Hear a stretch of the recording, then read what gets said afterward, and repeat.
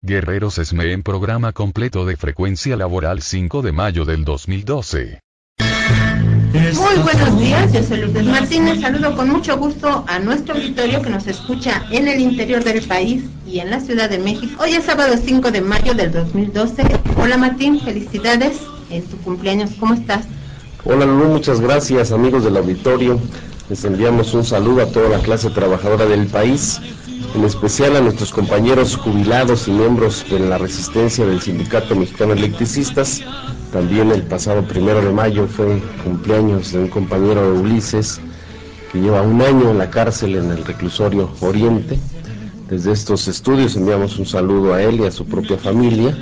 El pasado 2 de mayo también, el compañero Etienne cumplió años y la señora Irma Martínez también cumplió años el pasado 3 de mayo y hoy nos toca un servidor. Muchas gracias a todos ustedes por darnos esta felicitación. Felicidades y bueno, pues seguimos con un saludo a don Fernando Tornero en los controles técnicos. Llamen, estamos transmitiendo en vivo, hagan sus comentarios a los teléfonos 5518-7760, 5518-7760 o al número de la sin costo 01800-581-8248. Hay muchísima información que vamos a comentar en este programa. Iniciamos con Frecuencia Laboral, el espacio en donde los trabajadores son la noticia.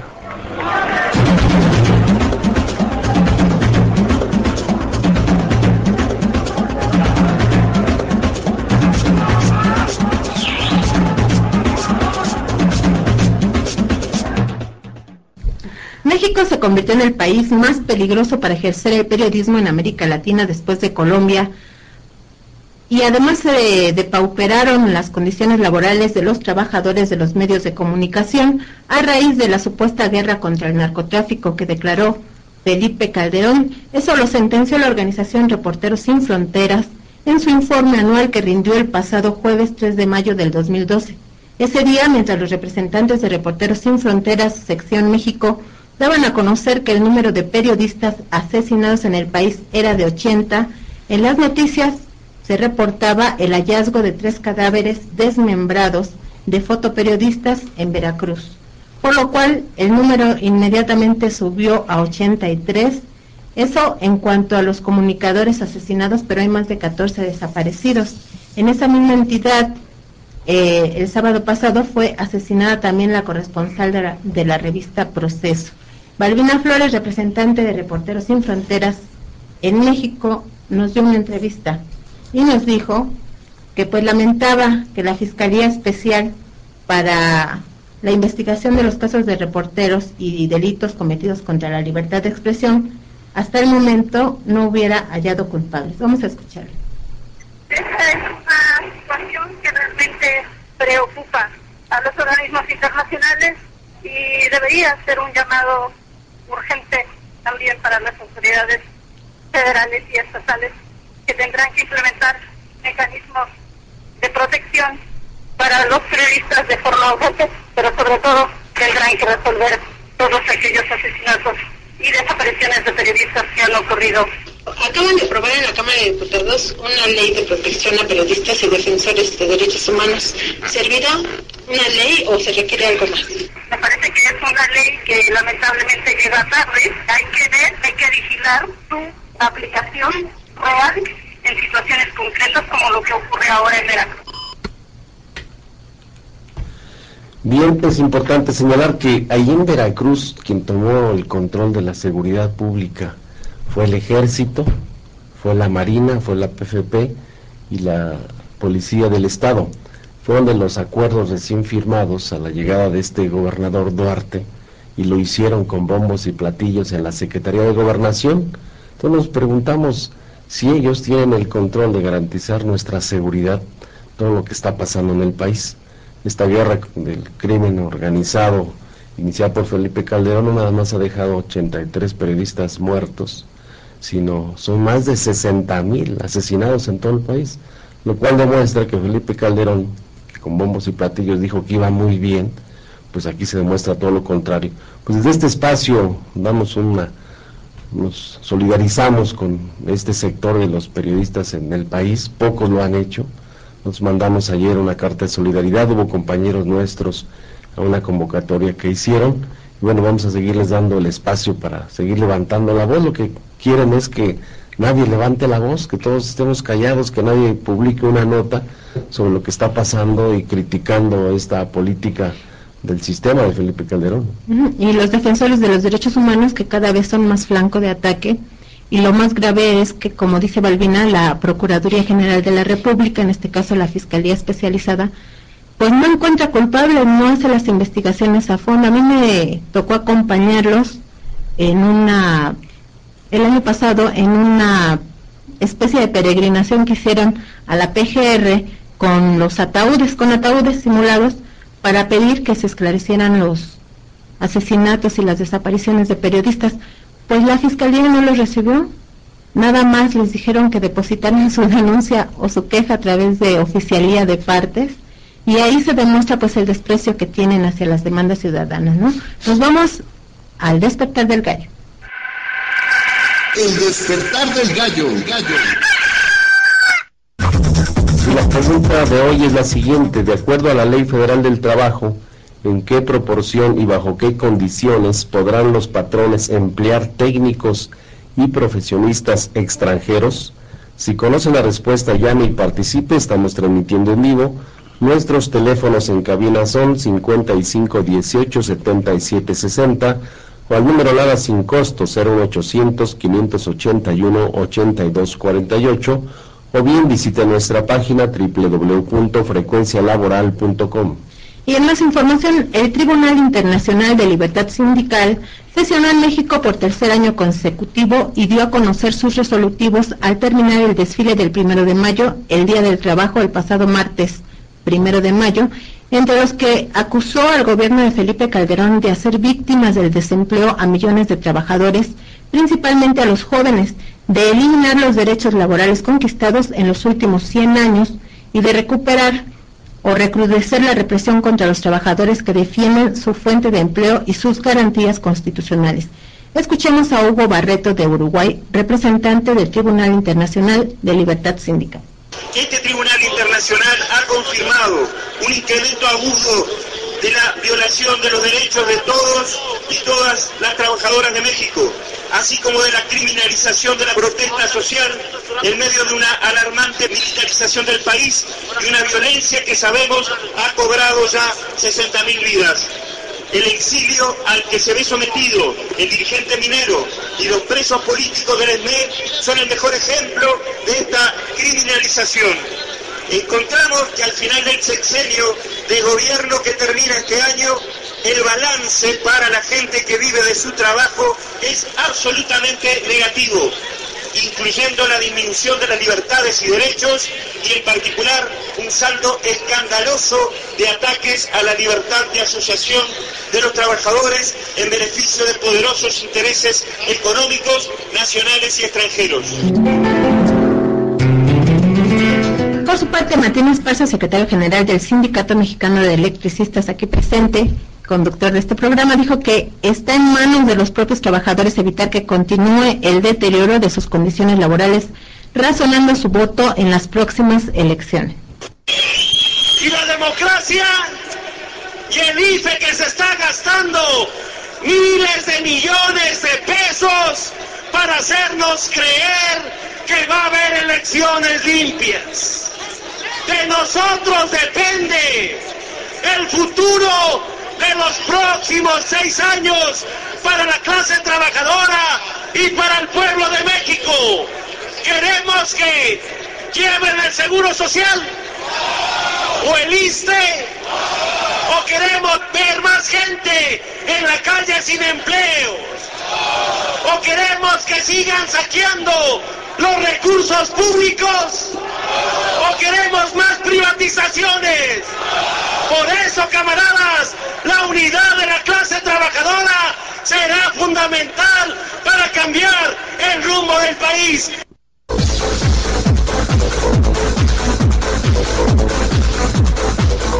Bueno, Martín, ahí se dijeron muchas cosas sobre las agresiones a los trabajadores.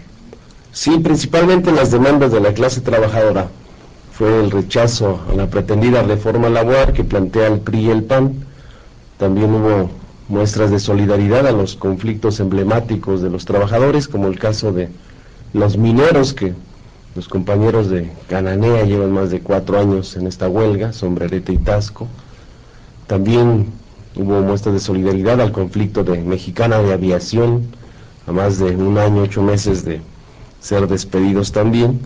Y en el caso del Sindicato Mexicano de Electricistas también hubo muestras de solidaridad para la solución a este conflicto que llevamos más de 2 años, 6 meses despedidos por el presidente del empleo. Otro de los temas que fueron una constante en este 1 de mayo fue los bajos salarios, los empleos informales, el aumento de la agresión de los patrones y el Estado en contra de los trabajadores para criminalizar la protesta.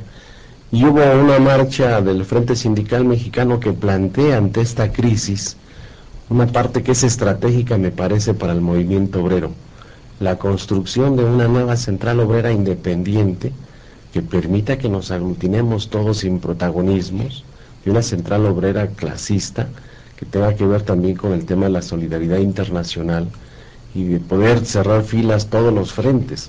En el Frente Sindical Mexicano hemos tomado un acuerdo y lo hemos planteado a la Unión Nacional de Trabajadores, de que estamos dispuestos a que el Frente Sindical Mexicano se desintegre a partir de la construcción de esta nueva central obrera. Si no logramos conjuntarnos todos los trabajadores, pues va a continuar la agresión de manera muy difícil para los trabajadores, porque hoy están en la mira los contratos colectivos de trabajo y los derechos de los trabajadores. Para ellos dicen que por el interés público y la economía nacional, los contratos colectivos dicen que es una carga para el Estado, para los propios patrones, cuando se les ha demostrado. Incluso hoy también aprovecho para reconocer que es un aniversario del natalicio de Carlos Marx, nació en 1818 allá en Trevis, en Alemania, y que son de los ideólogos de emancipadores de los derechos de los propios trabajadores y la crítica al capital. Entonces hoy lo que han construido en esta crisis financiera que la ha generado el mismo capital no es otra cosa más que la simulación para el despojo de los derechos de los trabajadores, entre ellos el contrato colectivo de trabajo. Fue interesante, pocos medios le dieron difusión a lo que en todo el mundo fue una constante, en Grecia, en España, en Francia, o sea, en toda Europa, en Asia, en África, en Estados Unidos, en Canadá, en Sudamérica, en América Latina. Toda la clase trabajadora salió a manifestar y a poder criticar el modelo económico impuesto por el capital. Esta globalización de la economía, basada en la especulación y en los bajos salarios, pues hoy está con las recesiones económicas de los países que le impusieron, como el caso de España. Pero no pierden los banqueros, no pierden los políticos, sino los trabajadores somos los que estamos observando cómo hay un deterioro a las conquistas históricas ya de la clase trabajadora. Nos vamos a Derecho y Justicia para los Trabajadores. Derecho y Justicia para los Trabajadores. Bien, licenciado Luna, muy buenos días. ¿Qué tal, Martín? Buenos días, felicidades. Muchas gracias, licenciado. Pues hay muchas preguntas del auditorio. Bernardo García de Tultitlán dice que su yerno estaba trabajando en el ejército, tiene ataques epilépticos y lo retiraron de su cargo. Él tenía 3 años trabajando, le entró bien, no tenía nada, estaba sano. Dice que si le va a quedar pensión o que el ejército no le dice nada, o sea que tiene esa duda si tiene derecho a la pensión porque el ejército no le dice nada. Bueno, recordemos que todos los elementos del ejército se conducen por sus propios reglamentos y leyes internas que tienen. De verdad, por el momento ahorita no tengo el código a la mano para consultar si tendría eso o no. Le solicito de la manera más atenta que yo después me comunico con esta persona, pero inicialmente se tendría que acreditar si esta persona, esta enfermedad, la sufrió a partir del ejercicio profesional que él ejerce en el ejército. Indudablemente sí tendría razón y derecho a una pensión por estos motivos. A ver si el general Samuel nos está escuchando, Samuel Aravilla, pues que nos llame y él a ver si puede aclarar esto, porque de acuerdo a la ley del IMSS sí tienen derecho. A la Ley Federal del Trabajo señala que si uno se enferma y tiene la incapacidad del IMSS, tiene derecho a mantenerse fuera con goce de sueldo. y cuando regresa, cuando se recupera, lo deben ubicar en el mismo puesto que tenía, no tienen ni que degradarlo ni nada. Aunque tiene su limitación, recordemos que con las reformas que se han hecho en la propia ley del ISSSTE ahora señala que se debe tener, por ejemplo, 5 años cuando menos para tener derecho a gozar de incapacidades en casos de enfermedades profesionales o en caso de enfermedades generales.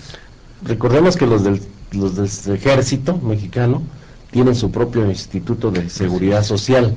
Incluso una controversia en la época que estaba el general Maceo de la Concha, una controversia constitucional para ubicar si este instituto del ejército lo ubicaban en el apartado A o en el apartado B. Al final resolvió la Suprema Corte que debían de estar en el apartado B, pero hay un Instituto de Seguridad Social para los propios trabajadores del ejército mexicano. Bueno, pues a ver si nos escucha el general y nos aclara. Buenas felicitaciones para Martín Esparza, de Gilberto Sebastián, el payasito monito y los payasos desafinados, de María del Carmen Torres.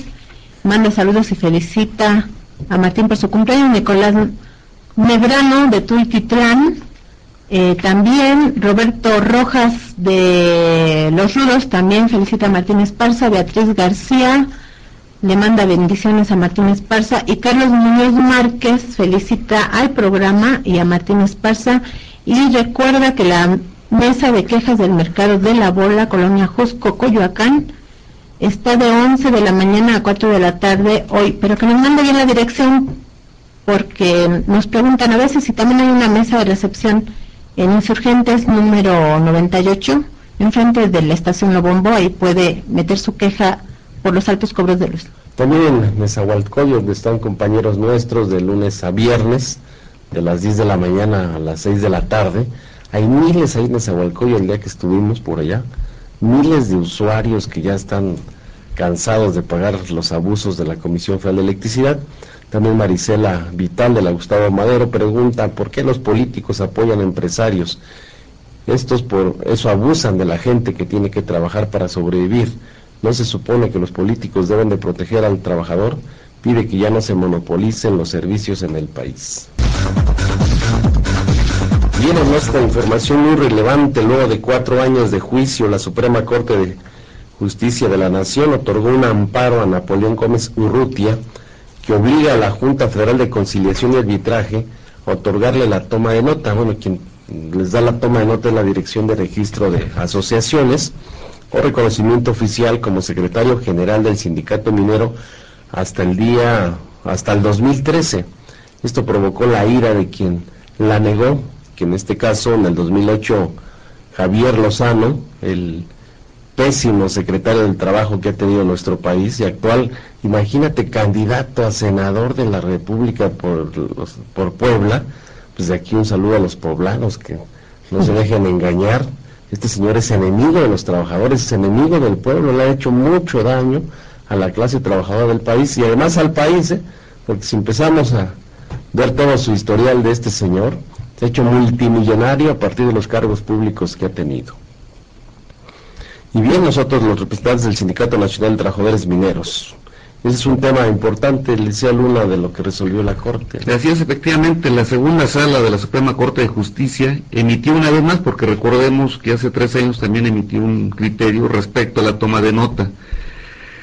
El criterio que toma la Suprema Corte, en este caso, es determinar que las autoridades laborales están impedidas para interpretar lo que dice la Ley Federal del Trabajo, que solamente podrán negar una toma de nota si no se cumple con lo que dice el artículo 356, 365 de la Ley Federal del Trabajo, es decir, que no presenten el acta de asamblea o que no se ciñen a lo que mencionan los estatutos, pero les niega la posibilidad a los funcionarios que manejan la justicia laboral en este país o pretenden manejarla, que interpreten cualquier situación a su juicio y criterio de ellos. Es decir, en el caso de los mineros, la Secretaría de Trabajo, a través de su titular, que es la Dirección de Registro de Asociaciones, y con el entonces Secretario de Trabajo, determinaron que en el caso concreto de los mineros, Napoleón no podía ser secretario general o no le podían dar la toma de nota, porque no había acreditado ser trabajador minero en los últimos 5 años anteriores a la elección, cosa que es una cosa de interpretación y no tenían por qué haber interpretado eso la Secretaría de Trabajo. Y tenemos otros casos, tenemos el caso del Sindicato Mexicano de Electricistas y otros muchos. Incluso recordemos que en la Junta Local actualmente están interpretando, metiendo 322 nuevos criterios para otorgar una toma de nota, cuando esto está completamente fuera de lo que dice la ley. De ahí la razón de la Suprema Corte en determinar que todos los funcionarios están impedidos para interpretar lo que dice la Ley Federal del Trabajo y lo que digan los estatutos. Creo que ya va a depender de las organizaciones sindicales hacer valer este criterio y decir, el momento yo te presento los requisitos, que es el acta, mis estatutos, y tanto no me tienes por qué negar la toma de nota, ni tienes por qué interpretarla. Me parece que hoy los trabajadores o los sindicatos debemos de impulsar que esa toma de nota debe de dejar de existir. La Constitución no está en la ley, está en un simple reglamento de la Secretaría del Trabajo y la han utilizado de control pues para los sindicatos, principalmente los democráticos, a los independientes, porque a los que están con ellos pues les dan tomas de nota hasta para que sean dirigentes vitalicios. Tenemos el caso del seguro social, ahí del secretario general no se puede reelegir y le dieron una toma de nota por 2 años y después le acaban de dar la toma de nota hasta el 2018. Entonces sí me parece importante pronunciarse sobre no debe de existir la toma de nota, pero además diciendo en términos legales, ¿qué procede contra estos funcionarios que se han metido a violentar la reglamentación, el tema de los sindicatos? Porque no podemos dejar que este señor Javier Lozano pues quede impune de tanto daño que ha hecho a los sindicatos. Me parece que él como funcionario, él fue de los que firmaron, por ejemplo, el decreto de extinción de luz y fuerza del centro y permitir el despido injustificado de 44,000 trabajadores. Hay un daño terrible a la economía, a los propios derechos de los trabajadores. Hay compañeros nuestros que se han suicidado, hay compañeros que han tenido enfermedades crónicas degenerativas que estaban en atención médica y fallecieron. Y hay un daño moral irreversible a las familias, a los propios trabajadores. Entonces este tipo de funcionario no puede quedar impune tanto uso autoritario de la ley, porque dentro de las facultades que le da la ley a este señor es la de proteger, salvaguardar los derechos de los trabajadores, hacer un equilibrio entre el capital y trabajo, lo cual no fue así. ¿Qué se puede hacer, licenciado? Creo que sería muy importante que las organizaciones sindicales empezáramos a exigir la aplicación de la ley, porque recordemos que la Cámara de Diputados, que tiene esas obligaciones, no lo hace, y creo que es entendible porque entre ellos todos los políticos se protegen unos a otros, y de hecho el señor Lozano lo que está buscando es la senaduría para tener precisamente la no posibilidad de ser molestado, pero yo creo que a partir de esos hechos se le pueden desprender varias acusaciones penales por abuso de autoridad, y está demostrado, civil por daño patrimonial que se le hizo a las organizaciones sindicales, sobre todo porque aquí también en el caso de los mineros hubo una retención de las cuotas sindicales por más de 80 millones se dice, entonces hubo un daño patrimonial al sindicato. Y también puede caber, si se enfoca adecuadamente dentro de la materia civil, la reparación del daño moral que le ocasionó a la organización sindical y precisamente a los representantes a los que les negó la toma de nota, porque les impidió un ejercicio sano y la defensa de los derechos de los agremiados. Yo creo que sí caben estas denuncias y ya estaría en función de los sindicatos organizarlas, promoverlas y llevarlas hasta sus últimas consecuencias. Tiene procedibilidad, me parece que es la acción que los sindicatos tenemos que hacer, porque no podemos dejar impunes este tipo de situaciones de que ya 3 años después dicen, ¿sabes qué? Sí tenía razón, y mientras 3 años te la pasaste sin poder representar realmente a tus compañeros. Y en el tema político también procede. A este tipo de gente se les puede hacer juicio político. Incluso el sindicato minero y nosotros promovimos en la Cámara de Diputados, ahí están los expedientes, porque este tipo de gentes no puede seguir siendo funcionario, tener un cargo público, toda vez de que su actuar ha sido contrario a los intereses del país, violentando flagrantemente la Constitución y la ley. Bueno, pues volvemos a repetir que a los poblanos un llamado pues para que vean el tipo de pillo que quiere llegar al Senado y para tener viviendo del presupuesto público aparte del daño.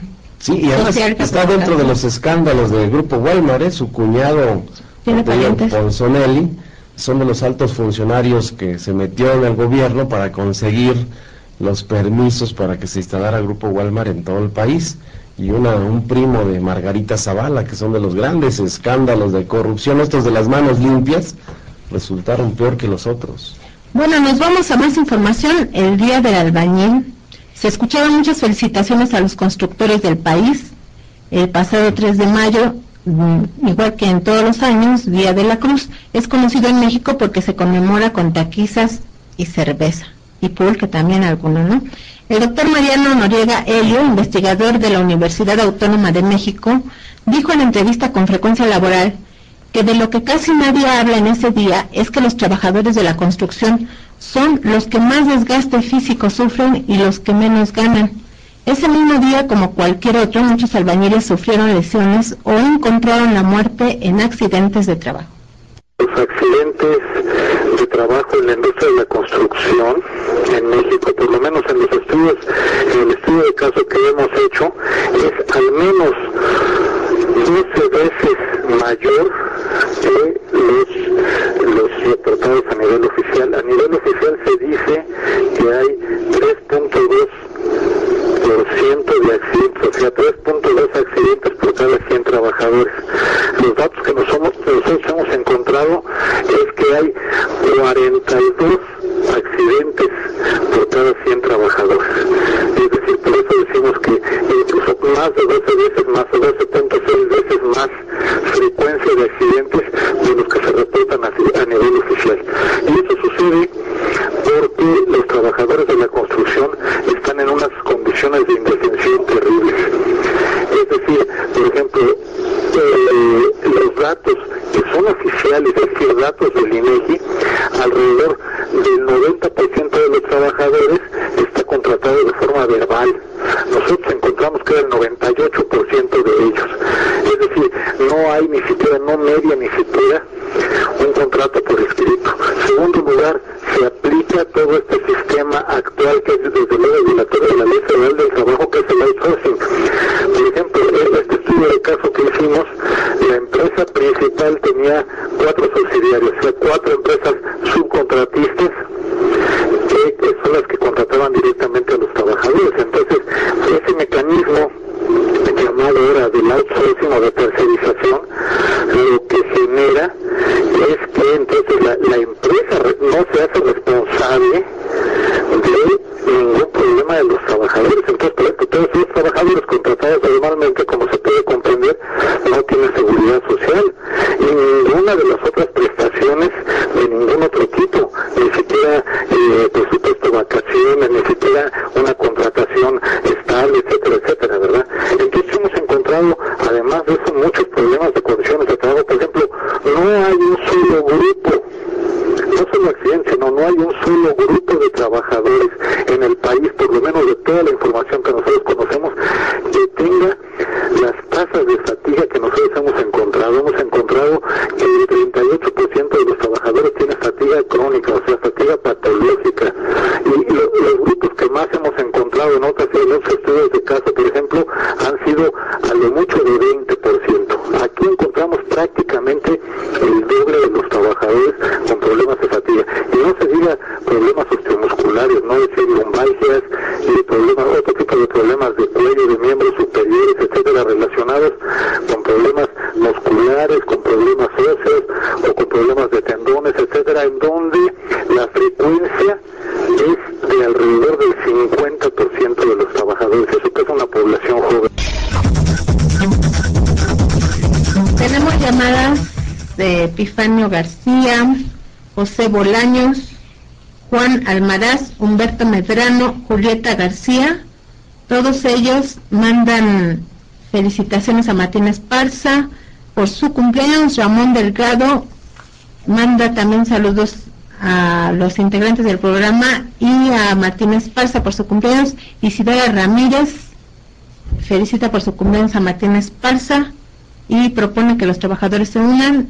Ernesto Brambila también manda felicitaciones y Alfonso Becerra manda saludos y felicita a Martín Esparza por su labor al frente del sindicato. Julieta García comenta que ella propone que veamos el debate, ya que los mexicanos sabemos lo que tenemos que hacer. Pues hay más. Blanca Quintero manda saludos a los conductores, dice que los trabajadores se sacudan la apatía para que defiendan sus derechos, sobre todo su empleo, porque no creen que el país está en crisis. Bueno, en el país hay mucho dinero, la crisis la han provocado de afuera con el pretexto para acabar con las conquistas históricas de la clase trabajadora, pero sí hay mucha apatía de la clase trabajadora. Adriana Martínez de Narvarte es jubilada, ella tiene 70 años, solicita su jubilación el 15 de diciembre del 2011, laboró 35 años 10 meses y pregunta al licenciado si le corresponde alguna prima de antigüedad. Ella acordó con el patrón que en julio le iba a dar su liquidación. También quiere saber cuánto le corresponde. Aquí están sus datos, licenciado, para que nos podamos comunicar con ella. Cristina Martínez de Chimalhuacán saluda a todos los. El día de mañana van a pasar para informar de los amparos de no pago de luz. La zona de Chimalhuacán es la dirección Patos y Arenal a las 12 del día, mañana domingo. Y hay una pregunta de Gustavo de la Rosa de Atizapán de Zaragoza, es un compañero de la Resistencia, pregunta sobre la iniciativa de la creación de una nueva empresa para la zona centro del país. ¿Qué es lo que has comentado, Lulú, sobre los acuerdos últimos tomados por el Congreso de la Unión de desechar todas las iniciativas que no fueron dictaminadas? Hay una salvedad, y es la que vamos a checar ahora que esté la comisión permanente. Al final hay una laguna jurídica que esa iniciativa o las que podamos presentar en el próximo periodo ordinario de sesiones, pues tenemos que continuar en esa lucha, porque no se puede dejar a una infraestructura de un organismo público descentralizado que la administre el SAE, que no está para eso, o que esté incomodato prestar la infraestructura con Comisión Federal de Electricidad. Esas figuras se les ocurrió a los asesores de Felipe Calderón, ¿no? Dice, crea estas figuras para violentar la ley y además negarles a los trabajadores y a los usuarios la prestación de un servicio a través de lo que corresponde derivado de la Constitución y la ley, ¿no? Bueno, pues hablando de estos asuntos, la Cámara de Diputados envió al Instituto Federal de Acceso a la Información y Protección de Datos, el IFAI, la solicitud para desclasificar los expedientes relativos a la extinción de la Compañía de Luz y Fuerza del Centro. Este trámite lo realizó ayer, viernes 4 de mayo del 2012, y lo informó en un comunicado de prensa, luego de que el lunes pasado, en el último día de sesiones ordinarias de la Cámara de Diputados, el Pleno aprobó que se realizara este trámite. Martín, ¿ustedes hicieron la gestión? Sí, de hecho nosotros hicimos el punto de acuerdo y lo cabildeamos con las distintas fracciones. Tuvimos que ir a hacer un acto de presencia y de presión a la mesa directiva, porque lo iban a desechar también. Logramos penetrar ahí como 50 compañeros, apretamos al presidente de la mesa directiva, Costa Naranjo, se comprometió a que lo iba a cabildear con las fracciones. Al final nos habían hasta cerrado ya la puerta de acceso a donde está el pasillo de la sala de plenos de la Cámara, y logramos penetrar. Y los mismos panistas lo revisaron, decía que les metía mucho ruido los panistas, me entrevisté con uno de ellos, pero también este panista dice, bueno, al final, dice, pues nosotros no estamos con Calderón, estamos con Josefina, dice, y estos son de los graves daños que nos está haciendo la elección. Dice, estamos de acuerdo, yo te le saco la firma a Pérez Cuevas, y le sacó la firma a Pérez Cuevas. Entonces observa cómo se está haciendo pedazos ese partido, que ya no saben qué hacer. Es seguro que Josefina va en último lugar, ya casi estaba a un dígito de alcanzar al Cuadri, ¿no? Pues es que tiene enemigos internos ahí, le arman mal su campaña y le ponen trampas, y pues estos son de los errores cometidos en el sexenio de Felipe Calderón, autoritarios, reservar toda la información por 12 años, o sea que de aquí a 12 años nos íbamos a enterar con las verdaderas razones. Ya desclasificamos 4 documentos, son muy estratégicos, pero con esto, de cara a la sociedad, vamos a poder demostrar que Felipe Calderón, además de violentar la Constitución, engañó a los mexicanos. En una frase que dijo en aquel 10 de octubre en cadena nacional, que 42,000 millones de pesos había que transferirle cada año para los privilegios de los trabajadores.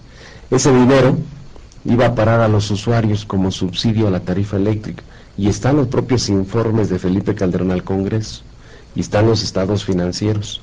también dijo que iba a generar empleos, que iban a bajar tarifas, y hay miles de documentos que se reservaron. Con esto nos va a permitir abrir el expediente y proceder pues para que se restablezca la legalidad del Estado de Derecho y que Felipe Calderón se vaya de manera impune, porque hay toda una opacidad, toda una corrupción, un saqueo permanente a las infraestructuras de Luz y Fuerza del centro, los archivos históricos de Luz y Fuerza, nadie sabe dónde están, toda la parte tecnológica desarrollada por ingenieros mexicanos que dieron normatividad tanto nacional e internacional para construir la infraestructura eléctrica instalada en todo el centro del país, y eso se lo han estado saqueando las compañías contratistas, vehículos, materiales, herramientas, almacenes, todo el robo de aluminio, de cobre, y metiendo conductor de aluminio, toda la entrega de la fibra óptica a sus cuates de Felipe Calderón como Fernando Canales, Clarín, Ernesto Martínez.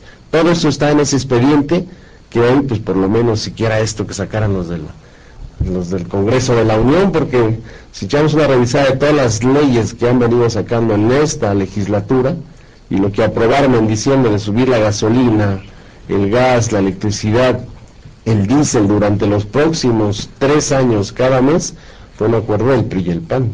Y participó el PRD también ahí. Es un daño que hicieron en colectivo. Nos vamos a más información en el estudio de transmisión. También contamos con la visita del secretario general del Sindicato Independiente de la Secretaría de Seguridad Pública Federal, Humberto Coporo, quien demanda la firma de contrato colectivo de trabajo. También nos acompaña su secretaria de Equidad y Género, Diana Rivera. Bienvenidos a la sección de entrevistas de Frecuencia Laboral, el ring laboral. El ring laboral.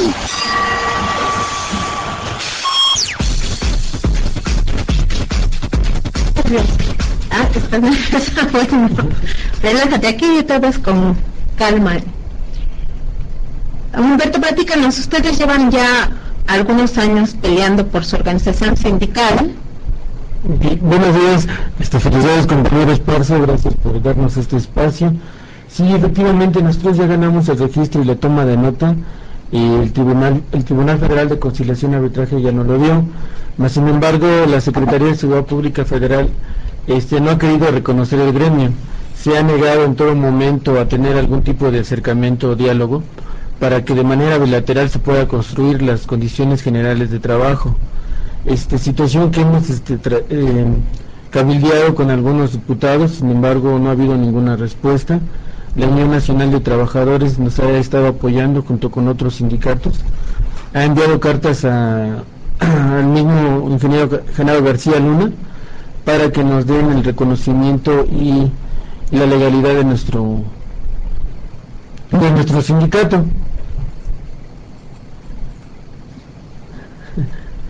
¿Y cuáles son sus principales entonces demandas ahorita? Lo que ya le resolvió el Poder Judicial, reconocimiento del sindicato, reconocimiento, representación con toma de nota, y bueno, se ha negado, dicen, a firmar el contrato colectivo de trabajo. ¿Cuáles son las principales demandas de ese contrato colectivo de trabajo para que tengan garantía los trabajadores de Seguridad Pública Federal? Nosotros lo que queremos es que se firme, se reúnan las mesas de trabajo para establecer esas condiciones generales de trabajo, pedir la basificación, y sobre todo creemos que el sindicato es un medio de control ante el abuso desmedido que se ejerce dentro de la Secretaría por parte de nuestros directivos. Los compañeros, no me van a dejar mentir, día a día sufren abusos de todo tipo, porque no hay ningún documento que nos ampare, que diga estos son tus derechos, estas son tus obligaciones. A 12 años de creada la Secretaría de Seguridad Pública Federal, no contamos con ese instrumento que nos dé estabilidad laboral, certeza jurídica y desde luego un desarrollo humano, porque a final de cuentas, si todos necesitamos nuestro trabajo, también ese trabajo debe ser un medio para que tú como persona, como individuo, te sientas productivo, te sientas realizado, desarrollado. Yo siento que el ambiente laboral dentro de la Secretaría de Seguridad Pública Federal ha sido viciado por prácticas antiquísimas de dedazo, tráfico de influencias, abusos, hasta violencia laboral hemos sufrido algunos compañeros en carne propia. Yo creo que el único medio que tenemos como trabajadores de la Secretaría de Seguridad Pública es a través del sindicato como freno y control a ese abuso. ¿Cómo qué clase de abusos se cometen contra los trabajadores? Cualquiera, o sea, desde jornadas laborales extenuantes, compañeros de 9 a 10 de la noche, han llegado al colmo de no sales a comer el día de hoy porque hay mucho trabajo, violencia laboral, agresiones físicas, verbales, intimidación, la constante amenaza de que te van a correr, los exámenes de control de confianza, a los cuales yo no estoy en contra, sino el procedimiento, vas como un cordero al matadero. A mí me parece eso. Ese control de confianza a través de su examen polígrafo es en verdad aterrante, ¿no? Porque sabes que vas a estar con un tipo encerrado en una habitación que te va a tratar peor que un criminal. Entonces, yo siento que todo ese tipo de abusos han sido solapados, han sido promovidos por la misma autoridad que está libre completamente. Quisiera preguntarle sobre qué cantidad de trabajadores tienen en Seguridad Pública Federal y si realmente Calderón ha cumplido, porque lo hemos visto en los medios de comunicación diciendo que pues los trabajadores cuentan con todas las condiciones y salarios y una policía única, dice que está mejor la policía del federal que la de España, que la de Alemania, que la de Inglaterra, ¿no? ¿Qué hay de cierto sobre eso? Bueno, somos aproximadamente 45,000 trabajadores y efectivamente no es verdad, las condiciones sociolaborales de los trabajadores de la Secretaría de Seguridad Pública son precarias. Por ejemplo, los compañeros de Protección Federal o de la Policía Federal trabajan jornadas de 24 por 24, cuando debería ser de jornadas de 24 por 48 para poder reponer la salud. Y los trabajadores administrativos trabajan 10 horas, de 9 a 7 de la noche, o a 7 de la noche, o a 8 de la noche y se continúan, sin ningún pago adicional. Cosa que pues también estamos en contra, porque no tenemos ninguna remuneración que vaya más allá de la jornada de trabajo.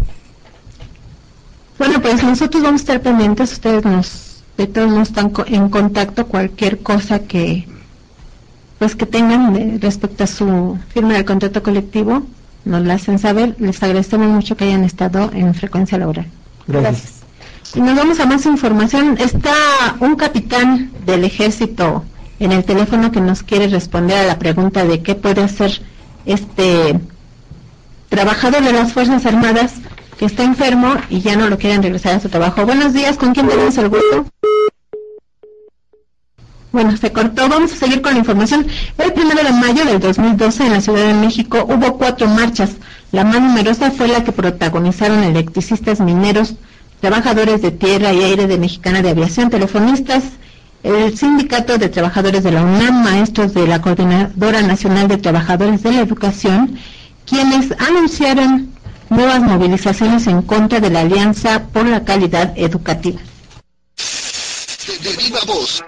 Pedro Hernández Morales, secretario de organización de la sección 9 de la Coordinadora Nacional de Trabajadores de la Educación. El 1 de mayo, representantes de maestros de Oaxaca, Guerrero, Zacatecas y del Distrito Federal participamos en esta movilización central en demanda de la cancelación de la Alianza por la Calidad de la Educación y su evaluación universal, y también en apoyo a las demandas de los sindicatos como el SME, la Universidad de Sonora en huelga, y en los estados del país también se realizaron movilizaciones varios encabezadas por los maestros de la CENTE, como en Oaxaca, como en Michoacán, como en Guerrero, y estamos preparando una nueva jornada de lucha. El 15 de mayo estaremos miles de docentes aquí en la Ciudad de México en defensa de la educación pública, los derechos de los trabajadores, la seguridad social por la abrogación de la ley del ISSSTE y en contra de la represión que se ha ido intensificando en los últimos tiempos. Tenemos maestros desaparecidos, maestros presos, cesados, lastimados en sus derechos. También hubo nuevos participantes en la marcha del 1 de mayo, entre ellos trabajadores sindicalizados del Chimalhuacán. De viva voz. Mi nombre es Jesús Zúñiga, venimos del municipio de Chimalhuacán. Somos una organización subtemista de servidores y prestadores de servicios del Estado de México. Venimos a manifestarnos en conforme a la reforma laboral. No somos de ningún partido, que quede bien claro. Somos subtemistas y somos sindicalistas del Estado de México, de nuestro país. ¿Y esta organización sindical de Chimalhuacán cuánto tiempo tiene? Frente Sindical tiene 2 años. Suteín, en Chimalhuacán, tenemos 27 años. Estamos haciendo conciencia sindical sobre el 1 de mayo, para todos los trabajadores.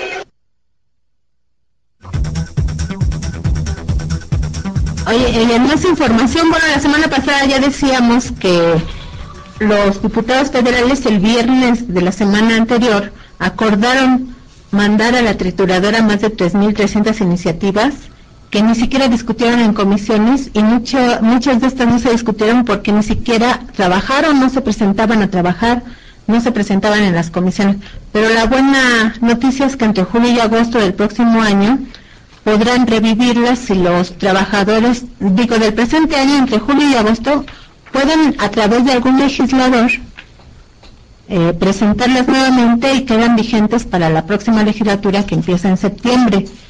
Y debido a que muchas de estas iniciativas no se discutieron por ausencia de los diputados, el nuevo presidente de la mesa directiva de la Cámara de Diputados, el panista Martín Arce Paniagua, se pronunció a favor de ampliar el número de sesiones en un periodo extraordinario.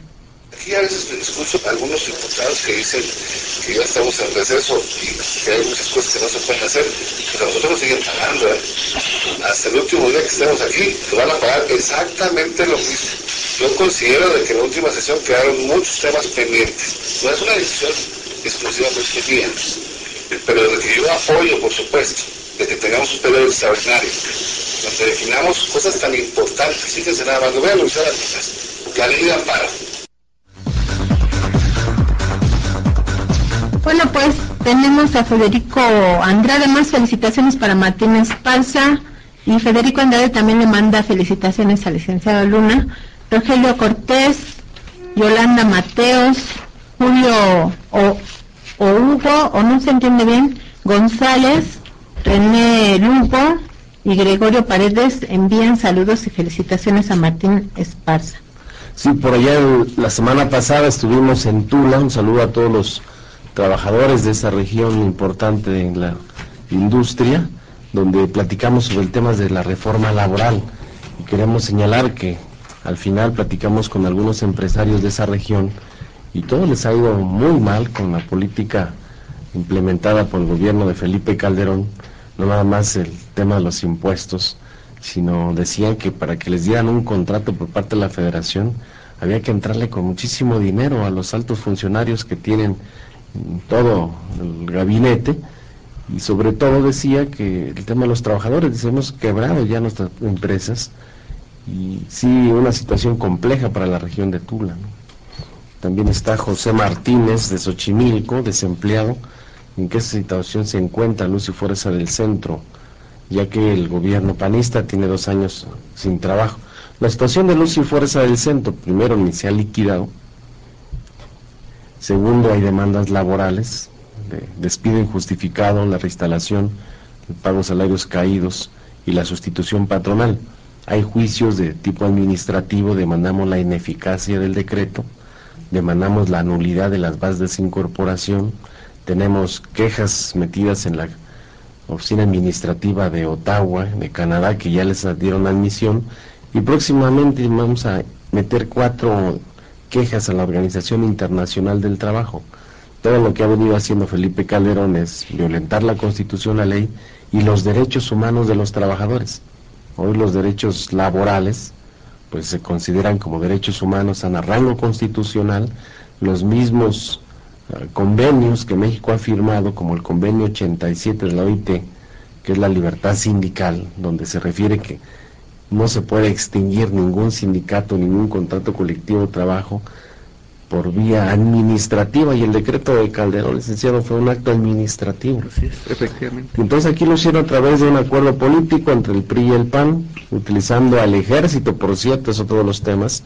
Hay 2,000 militares que están procesados en la Corte Militar porque se negaron a que les pusieran una uniforme de la PFP el día 10 de octubre del 2009 y les dieron la instrucción de tomar los centros de trabajo. Fueron militares. Todos nos fuimos con la idea de que había sido, porque pues todas las imágenes eran uniformes de la PFP y resultó que no. Fueron militares expertos en el manejo de armas largas, en el manejo de explosivos, iban todos listos y preparados pues para ser un 68 electricista, lo cual no fue así, y hoy, bueno, el conflicto continúa, más de 2 años, 6 meses, si estamos todos despedidos, la materia de trabajo subsiste, el servicio eléctrico se sigue proporcionando por el Estado, y bueno, el patrón es el Estado mexicano, de los trabajadores del Sindicato Mexicano de Electricistas. Bueno, y esos militares hicieron bien porque sería traición si usan otro uniforme. Más bien ahora van a enjuiciar a los que usaron otro uniforme. La pregunta del despertar del gallo. Bien, la pregunta fue: de acuerdo a la Ley Federal del Trabajo, ¿en qué proporción y bajo qué condiciones podrán los patrones emplear técnicos y profesionistas extranjeros? El artículo 7º señala que las categorías de técnicos profesionales, los trabajadores deberán de ser mexicanos, salvo que no los haya en una especialidad determinada, en cuyo caso el patrón podrá emplear temporalmente a trabajadores extranjeros en una proporción que no exceda de 10% de los de la especialidad. El patrón y los trabajadores extranjeros tendrán la obligación solidaria de capacitar a los trabajadores mexicanos en la especialidad de que se trate. Los médicos al servicio de las empresas deberán ser mexicanos. Guerreros Esmede.